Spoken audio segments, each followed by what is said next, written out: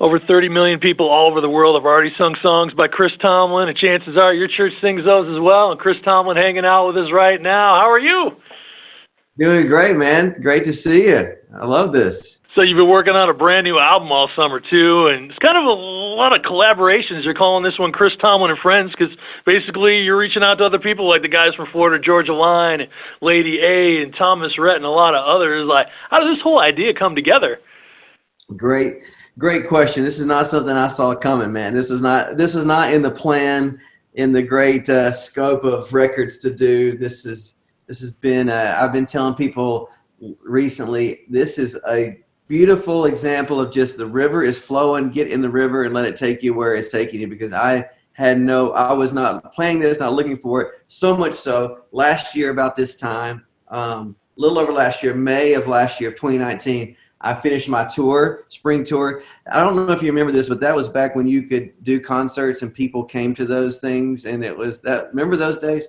And so we were finishing up the tour, and we'd gone to on vacation with my family. We went down to Florida to the beach, and I went to a gym to work out one morning, just do a little exercise. And there was another guy in there, and I thought, wow, that looks like the lead singer of Florida Georgia Line. That looks like Tyler. And I walked up and I said, hey, Tyler, my name's Chris Tomlin. Shakes my hand. I shake his hand. He's like, no way, man. I was like, what? And he said, no, are you really Chris Tomlin? I was like, yeah. He goes, bro, this is full circle in my life. And I was like, what are you talking about? Exactly, And he said, he said, man, you're one of the reasons I'm in music. And I was like, what? He said, man, I started listening to you when I was in the 8th grade. And I was like, oh, great. Totally felt my age. One of those moments, one of those moments.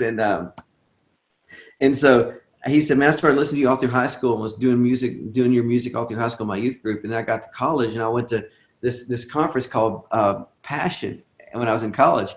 And he's talking to me about passion like I don't know what it is, And he's like, I went to this conference called Passion, and you were leading worship, and I saw all these college students up there. He goes, is singing, and he goes, I can take you to the very seat I was in Bridgestone Arena in Nashville, because I remember it so well, and it was a really marking moment in my life. He goes, and the very next week, I go to Belmont University, I'm a freshman there, and there's a guy leading worship on the Bible study. His name is Brian. I go up and meet him. I said, I think we're supposed to do something together. We become a worship duo. We start doing this music together on Wednesday nights at our church, at this little church, making about $100 a week. And he goes, and then we start writing country songs, and the country thing takes off. We change our name to Florida Georgia Line. Our lives take off, and never dreaming what would happen. And it's been about a decade now. He goes, and God's been doing so much in my life. I walk into this gym, and you're standing here, and it's full circle, everything. He goes, I think this is more than just a coincidence that we met today. I think we're supposed to maybe write some songs together, or maybe do some music together. And it started this whole year of what is now releasing Chris Tomlin and Friends, which I never thought that I'd be making a record, never thought that this would turn into an album, but it's just these incredible ways that God has connected. And every story, from Thomas Rhett to Lady A, every one of those stories is the same. And it's just how God connected this in an incredible way. And I thought, okay, let's do something really special. Let's do something different. This is different than any record I've ever made, different than any music I've really ever made. And we were just, what started out as just some friendships getting together and connecting. It turned into, hey, what if we really did something that was a real light to the world, real light into reaching into places that, my music's never reached to. And for them as well, them reaching into places that their music has never reached. What if we could really do something to encourage people and show collaboration, show doing something together? And so that's how it's happened. So a little over a year ago, I didn't know hardly any of the people that were on this record. So I think that's one of the cool things about it. We're talking to Chris Tomlin today at SOS Radio. New album is actually out this week. It's called Chris Tomlin and Friends, and he's hanging out with us today. And it's so interesting because a lot of times we think about Christian music, or you think about mainstream music, or you think about bands like Florida Georgia Line, and you think like, this is like a party band, this is like a country band, but you don't know that a lot of the guys behind these bands are believers in Jesus and love worship music or grew up in the church. And it's so cool to see those full circle moments, Chris. Yeah. It's beautiful, and that's what's really floored me as well. It's like, wow, because I remember while we were making this music, while we're starting to write songs. I remember Tyler come up to me, and one of the times we're writing, Tyler's a singer of Florida Georgia Line. We're in the like a little writing room writing. He goes, "Man, what if you come out on tour with us?" And I thought, "Are you kidding me? There's no chance. That'd be the craziest moment ever." I mean, writing songs is one thing, but I'm like, "You guys are the party band of party bands. How's that gonna work?" He goes, "No, man, I really feel like, what if we did a moment of worship like in the middle of our concert?" And I was like, "What?" And we did that, and we played in Atlanta and in Vegas, and it was really amazing, and it was an incredible moment that I did not see come. Another thing I did not see coming, and to see the hearts behind these guys, like you saw, like Thomas. I mean, Thomas Rhett, like loves the Lord. He pours so much of his not only time but money into helping kids be adopted, helping families, helping kids find homes. All these things that these people are doing that you don't know behind the scenes, and have incredible hearts and for people. And I think it's beautiful. Like Russell, there's a guy on the record named Russell Dickerson. He's become a country superstar.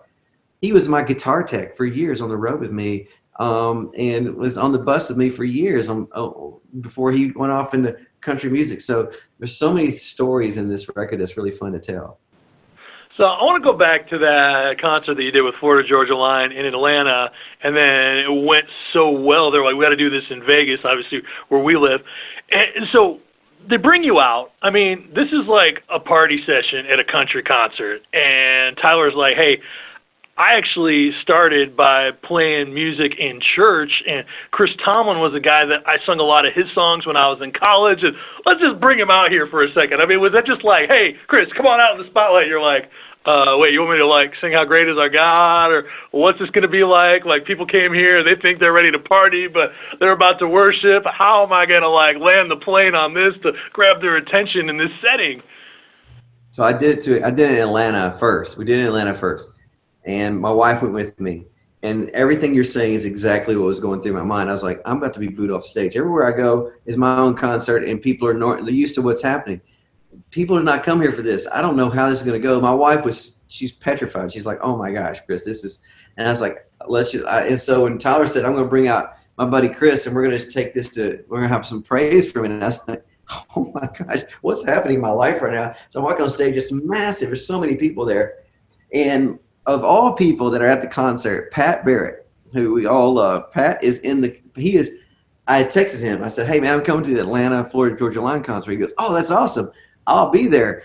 And I'm actually going because Meg, Pat's wife, her favorite band is Florida Georgia Line. We got tickets out in the lawn. I was like, okay. I was like, no, I'm not coming. I'm going to be in the concert. And he's like, what? And so I said, just wait. And so after we walk on stage, we sing How Great Is Our God. It was one of the most powerful things that I've ever experienced singing that song. I've sung that song for 15 years now, over and over and over, thousands of times in many different countries now. But I've never experienced that feeling of just people not expecting it, not knowing it's coming, and then just going to that and seeing an entire place change, atmosphere completely change. That was just like you could touch it. And I remember getting a text from Pat afterwards. And he said, man, I'm out here in the lawn. And he said, and I just want to let you know, and he put in quotes, that was a holy ambush. He goes, I don't think anybody saw that coming. He goes, I'm thinking about all my friends who are with me out here right now in this lawn, who have left church, who are frustrated, who are disappointed in so many different ways in church. And the last thing that they thought when they were going to a Florida Georgia Line concert is that God was going to just completely ambush their lives. And he goes, that was one of the most powerful things I've ever been a part of.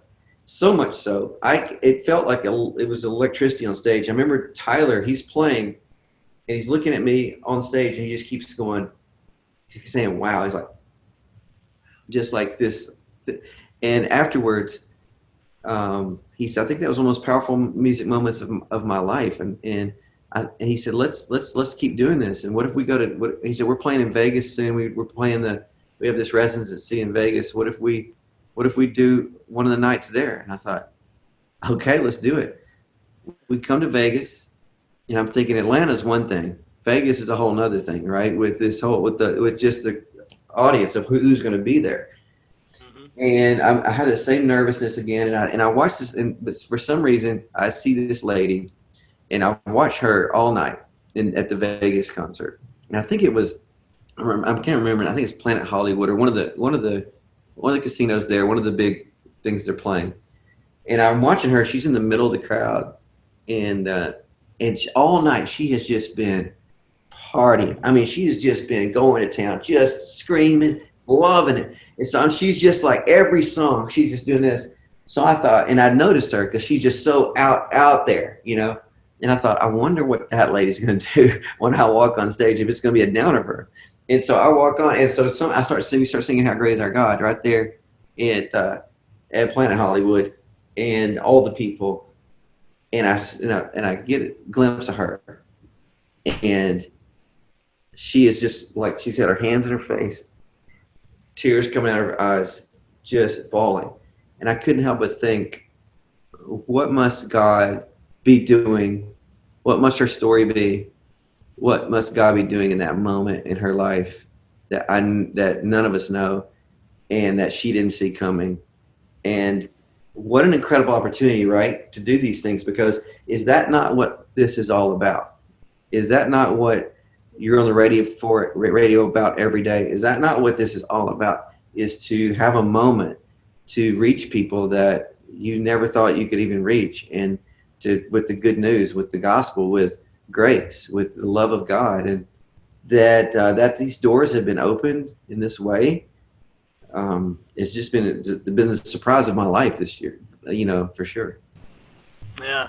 We're talking to Chris Tomlin today at SOS Radio. His new album, it's out this week. It's called Chris Tomlin and Friends. And there's a whole lot of collaborations with people like Thomas Rhett and Lady A, Florida Georgia Line, and a whole lot of others. But it's interesting, Chris. You think about country music, and country music has this element where there's still a lot of singer-songwriters. There's a lot of amazing storytellers, and a lot of the artists that we listen to in country music grew up in the church and grew up leading worship and grew up singing with the choir. And it's interesting because, you know, you've written worship songs. What is this, the 13th album now? And you're like, wow, okay, I do worship. They're doing country. We're collaborating together. What did they challenge you to think differently about the way that you worship? Yeah, this is the biggest challenge is most of my, it's just been an opening of my eyes of just how sometimes, because my whole life has been church, right? My whole life has been writing songs for church. It's been in this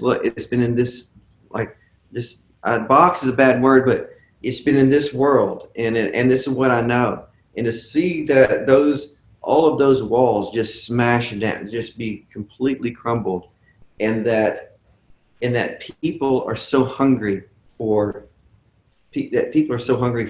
hear grace, to hear the good news, to hear the love of God, to hear that God meets them right where they are. And I think that's been a big challenge for me in this, and to know that you know, you can be a light wherever you are, and it wasn't anything that I was trying to do, and to walk into those with confidence, knowing that, you know, walk into these moments with confidence, thinking, you know, I'm carrying something here that is special, not because of me, but I'm carrying a message of hope and of grace and of love for people, and people desperately, whether they know it or not, desperately want it and need to hear it. And you never can. And another thing that God's opened my eyes is, you never, you know, it's the old, you can't judge a book by its cover kind of thing. You never know what's beneath somebody's life and their heart and what they're really about. And it's just been an incredible surprise year journey in that with music. And I think you feel that on this music. When you hear this music, you'll feel that collaboration of connecting with people and making music together that is unlike anything that I'm not sure. There's been lots of collaboration records, and I'm not saying this record's better than every collaboration record, but I'm saying it's different in the sense that we were all in there together. Most things today are, I've got some good songs, and I've got some famous friends that can come sing a second verse, and I may not even see them. They may sing it in their studio and email it over to the producer. I may never even connect with them. That's the way a lot of collaborations happen. That's not the case. We were in the studio together. Everybody's in there together. work on the music together, whether they wrote the song or sang on it or not. It was this feeling, and I think this family kind of feeling that came together in the most crazy way. Knowing I didn't even know these people a little over a year ago, and here we are making this music and talking about being a light, talking about bringing glory to God, talking about all these kind of things. So it's incredible. We're talking to Chris Tomlin today at SOS Radio, and his new album is out this week. It's called Chris Tomlin and Friends. And there's a lot of collaborations on this album, and a lot of these songs are so new we haven't even heard them all yet. So I'm going to let you just kind of like roll the dice and tell us about one of your favorites that we can play right now and tell me the story behind it. Oh, I'd love to. Oh, my gosh. Why? I mean, there's like, okay, so you're about to play 10 in a row. So that one doesn't count right now. I want one of the FGL ones or the Thomas Rhett songs or one of the other surprises on there. So we could play this song. Probably the message of Be the Moon is a song that I would love people to hear, and that's the idea. That's the foundation of this record. And this idea is that this is the essence of our faith to me. That all of us are. Isn't it interesting? The moon is such a symbol for us. It's what I'm trying to say in this album is that the moon lights up the dark, but yet the moon doesn't produce light on its own, and the moon is just a reflection of a greater light. And that is what our faith is about. Is to be in a reflection of a greater light. Isn't it amazing that the moon is never striving to be anything? It's just what it is, and it gets in the right place, and it lights up the entire darkness. And it's not doing anything but just being what God made it. It gets in the right place, and the truth of the matter is, some days maybe you're just a sliver of light. Maybe you're just maybe there's phases of the moon, right? Maybe you're just a barely light coming. Some days maybe you're a full moon. Some days it's cloudy days. I mean, we're living in a hard moment right now. We're living in 2020. None of us saw it coming. We're living in hard days all over the world. It's hard days, and some days are cloudy days. Yet there's always light coming, and it's the essence of our faith is that we are a reflection of a greater light, and that's Jesus said, "You're the light of the world," and that's what this song is about. That's what the heart of this song about. It says, there's a line that says, "Everybody wants to be somebody.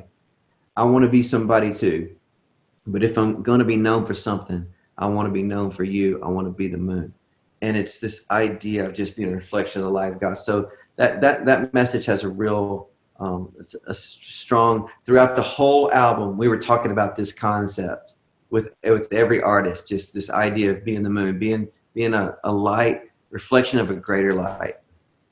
Mm-hmm.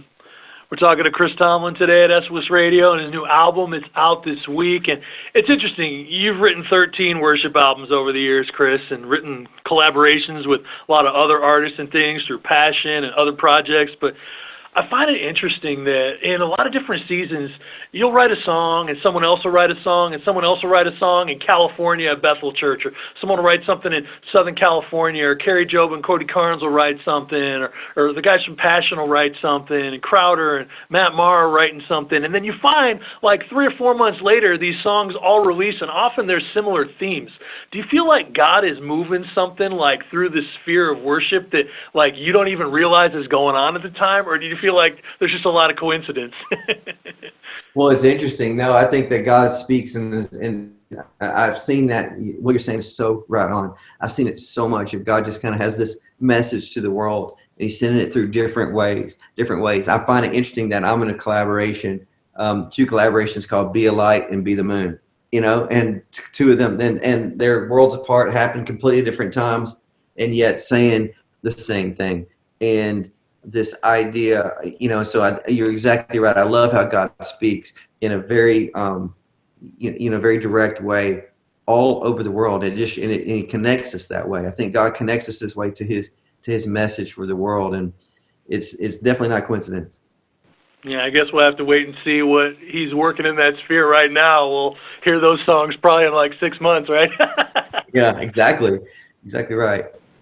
This has been an interesting season, but hey, thanks for being an encouragement. We're excited about the new album out this week. Talking to Chris Tomlin on SOS Radio. Thanks for hanging out with us this morning. Love to all the people in Vegas, surrounding areas. God bless you guys. Thank you.